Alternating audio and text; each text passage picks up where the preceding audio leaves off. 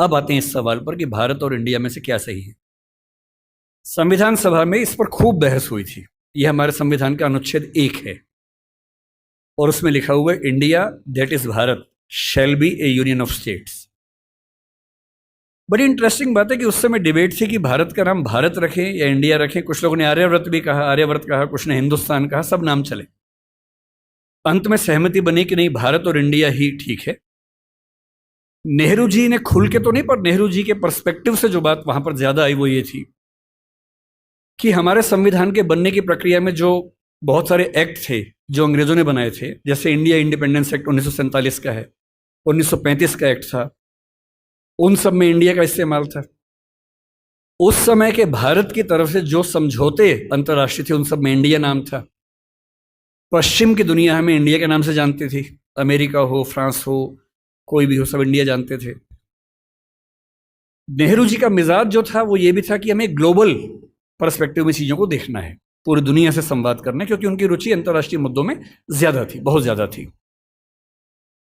मेरे ख्याल से इन सब वजहों से तय हुआ कि हम अपना नाम इंडिया रखेंगे, पर इंडिया के बराबर महत्व भारत का भी रहेगा। तो लिखा गया India that is Bharat. India जो कि भारत है, राज्यों का एक संघ होगा। 4 दिन पहले की बात है, मैं हॉलैंड में एक टैक्सी में बैठा हुआ था। इंटरेस्टिंग मत सोच के देखिए, टैक्सी का ड्राइवर मोरक्को का रहने वाला था। उसको जैसे ही पता लगा मैं भारत से हूं, उसने मुझसे यही सवाल पूछा। उसने कहा कि यू आर फ्रॉम इंडिया? मैंने कहा yes. We are listening to a debate India और Bharat, what do you think? मैं बड़ा चकित कि ये मोरक्को का आदमी हॉलैंड में रहता है, इसके मन में ये सवाल आ रहा है। तो मैंने कहा कि ये तो राजनीतिक कारणों से हुआ है, लेकिन बात अपने आप में सही है।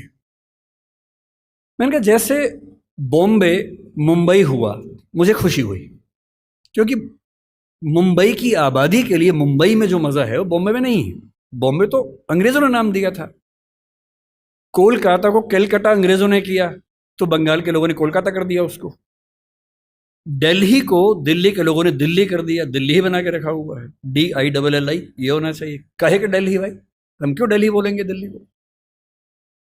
ये सारे तर्क अगर सही हैं, अगर बर्मा का नाम म्यांमार होना सही है क्योंकि उनकी जनता की आवाज तो म्यांमार में है, बर्मा में नहीं है। श्रीलंका और सीलोन की डिबेट में वो अपने आप को सीलोन ना मानना चाहे, श्रीलंका मानना चाहें, क्योंकि उनकी भाषा श्रीलंका बोलती है। तो मेरे मन में सवाल बड़ा साफ आता है कि भारत इंडिया क्यों होना चाहिए। मैं फिर स्पष्ट कर दूं, मैं सरकार के पक्ष में नहीं बोल रहा हूं, मुझे उनसे रत्ती भर मतलब नहीं। मैं एक विचार की बात कर रहा हूं। और मैं जब संविधान पढ़ाया करता था, अनुच्छेद 1 पढ़ाते हुए मैं हमेशा बोलता था कि मुझे चुभन होती है ये पढ़ते हुए कि इंडिया दैट इज भारत। दोनों ही लिखने थे तो भारत दैट इज इंडिया कर देते।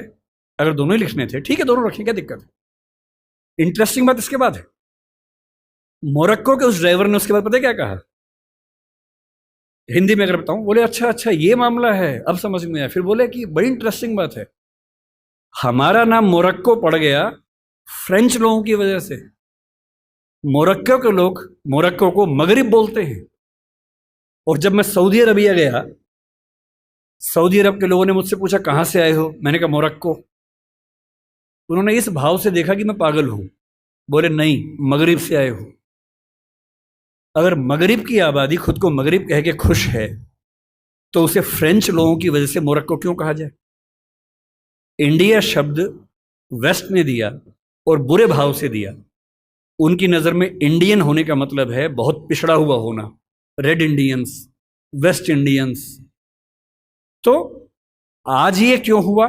मैं समझता हूं कि राजनीतिक निहितार्थ है और उस राजनीति में मेरी रुचि जरा सी भी नहीं है, लेकिन ये आज हो या कभी भी हो, मैं इस पक्ष में हूं कि देश का नाम देश की भाषा में होना चाहिए और देश की भाषा भारत के पक्ष में है।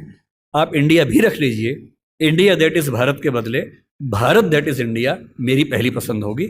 मुझे इंडिया से दिक्कत नहीं है, पर भारत मेरी पहली मोहब्बत है।